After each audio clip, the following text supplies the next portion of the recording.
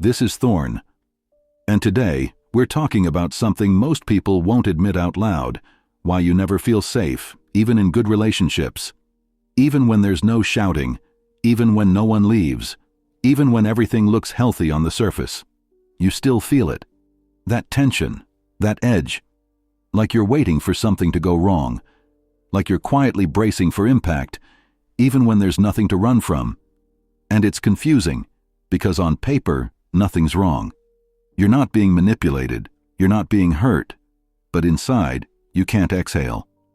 You scan for tone shifts, you overanalyze pauses, you replay sentences in your head, wondering if you said too much. And the scariest part? You don't even know what you're protecting yourself from. You just know that safety doesn't come naturally. That peace always feels temporary, and even when someone loves you well, part of you still whispers, "It won't last." Not because they've failed you, but because your nervous system remembers what survival felt like. That's the thing about trauma. It doesn't need to be dramatic to be permanent. Sometimes it's not about what was done to you. It's about what you never received. The comfort that never came. The voice that never soothed. The love that never stayed long enough to make you believe it was real. So now, even in the presence of calm, your body prepares for chaos. You watch for withdrawal. You anticipate disappointment. You wait for the switch, because you've seen it before. Maybe not in this relationship, but in the ones that shaped how you love. So even when things are good, you don't relax. You perform. You monitor. You try to be pleasant, reasonable, easy to love. Not because you're fake, but because that's how you survived love before. You kept it by not being a problem, by staying light, by not needing too much. And now, every time someone says, "I'm here," your mind quietly replies, "For now." That's not a lack of trust. That's protection disguised as logic. You've probably blamed yourself for this, told yourself you're broken, too anxious, too sensitive.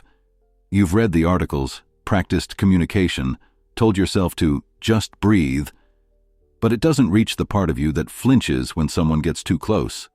Because this fear, it isn't intellectual, it's cellular. It lives in the body, in your shoulders that never drop, in your stomach that knots before a difficult conversation, in your reflex to say, "It's fine," when it's not. You don't do this because you're dishonest. You do it because honesty once cost you connection. Vulnerability once made you a target.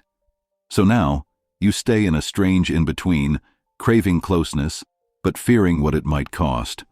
Wanting to be fully seen, but terrified of what people will do once they see it.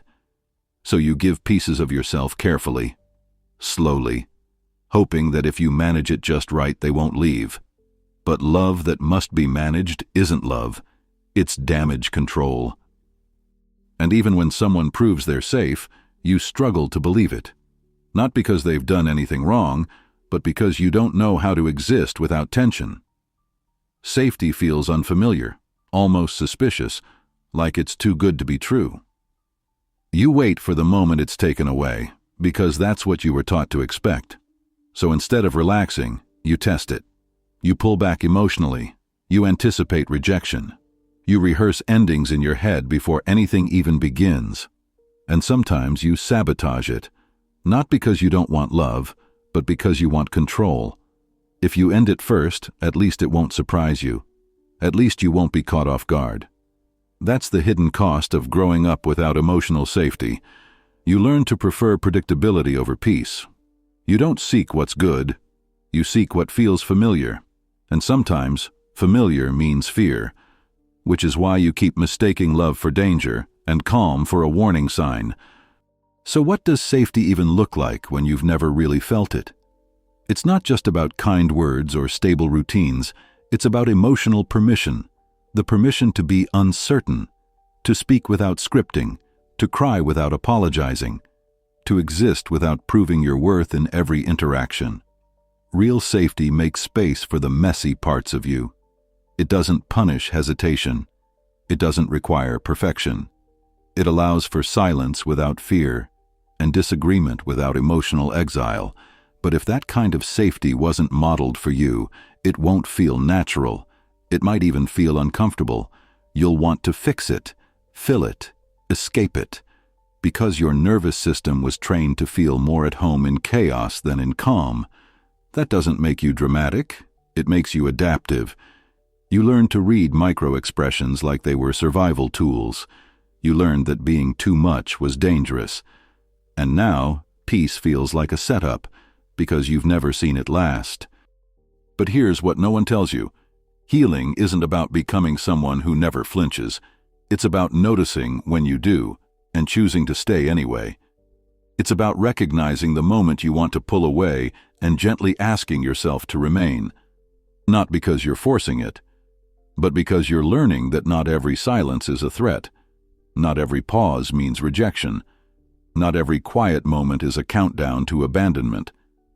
Healing is slow. It's repetitive. It often looks like overreacting, then realizing you're safe. It looks like communicating poorly, then returning with clarity. It's messy, but it's movement. And slowly, your body begins to believe what your mind already knows. That not all love ends in loss. That not everyone leaves when you're honest.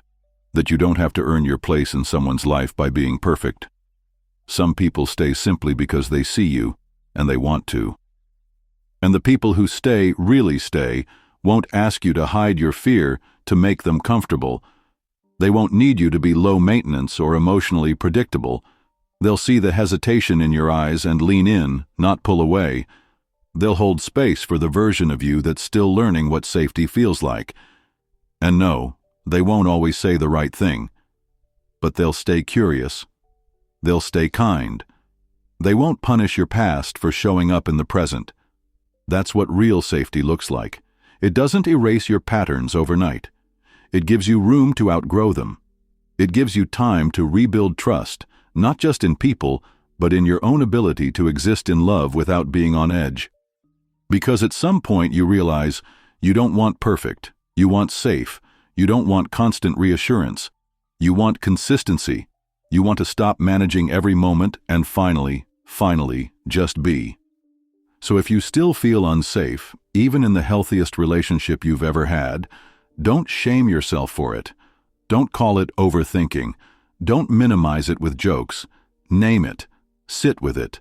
Talk to it like an old friend who once protected you, but doesn't need to anymore. Because that fear kept you alive in places where love was conditional. But you're not there anymore. You're not the child waiting for the mood to shift. You're not the teenager calculating every word to avoid being left. You're not the adult who has to prove they're worth staying for. You're you, right now. With a heart that still flinches, yes, but also with a mind that's learning to listen differently. That's healing, not perfection, not total calm, but space. Space between the fear and the reaction. Space between the past and the present. And in that space, something new can grow. Not just trust in others, but trust in yourself. And maybe that's what safety really is. Not the absence of fear, but the presence of self. The quiet knowing that even if someone leaves, you won't abandon yourself again. That even if love changes shape, you won't contort just to be kept. You'll stay rooted, not because you're unshakable, but because you're done disappearing to feel loved. You're done confusing control with connection. You're done earning peace through performance. And that shift, subtle but undeniable, is what breaks the cycle. That's when relationships stop feeling like auditions and start feeling like mirrors. That's when you stop asking, "Am I enough?" and start asking, "Am I being honest?" Because honesty, not perfection, is what makes you safe. Safe to others, safe to yourself. And the moment you become a safe place to land, love no longer feels like a threat. It feels like what it was always meant to be, not a test, but a return. If this touched something in you that's hard to explain, say it. You're probably not the only one who feels that way, and saying it out loud might be your first step toward feeling safe.